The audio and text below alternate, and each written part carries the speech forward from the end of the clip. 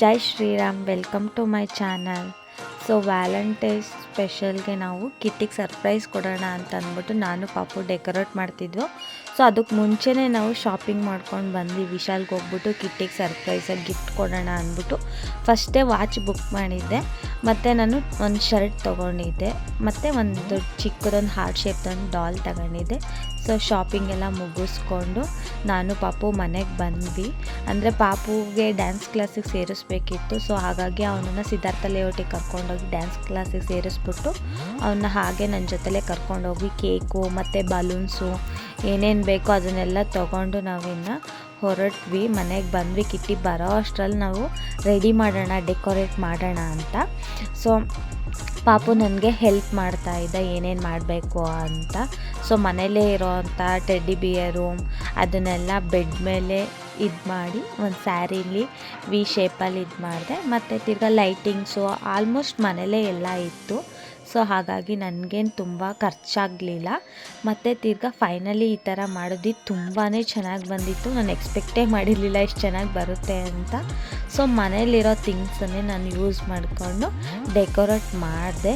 So ಆಮೇಲೆ ನಾನು ready ಆಗಿಬಿಟ್ಟು ಇನ್ನು ಕಿಟ್ಟಿ ಇದ್ದರು, ಟಿ ವಿ ನೋಡ್ತಾಯಿದ್ರು.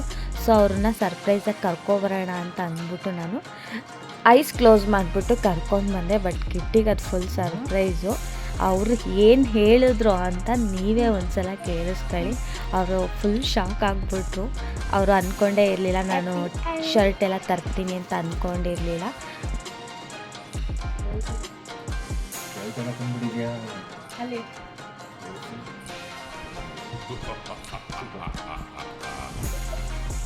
ಕಿಟ್ಟಿಗಂತೂ ಫುಲ್ ಖುಷಿ ಆಗ್ಬಿಡ್ತು. ಅದೇನೇ ಏನು ಗಿಫ್ಟ್ ಎಲ್ಲ ತಂದುಬಿಟ್ಟಿದ್ದಾಳೆ, ಡೆಕೋರೇಷನ್ ಎಲ್ಲ ಮಾಡಿಬಿಟ್ಟಿದ್ದಾಳೆ ಅಂತ.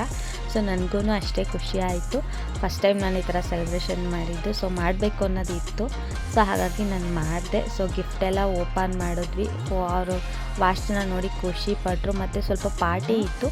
ನಾನು ಅವರು ಹಾಗೇ ಪಾರ್ಟಿ ಮಾಡೋಣ ಅಂತ ಅಂದ್ಬಿಟ್ಟು ಫಸ್ಟು 12 o'clock ಕೇಕ್ ಕಟ್ಟಿಂಗ್ ಮಾಡಿದ್ವಿ. ನಂತರ ನಾವು ಫೋಟೋಸ್ ವೀಡಿಯೋಸ್ ತಗೊಂಡು ಸ್ವಲ್ಪ ಪಾರ್ಟಿ ಮಾಡೋಣ ಅಂದ್ಬಿಟ್ಟು ಇನ್ನು ಪಾರ್ಟಿ ಮಾಡಿದ್ವಿ.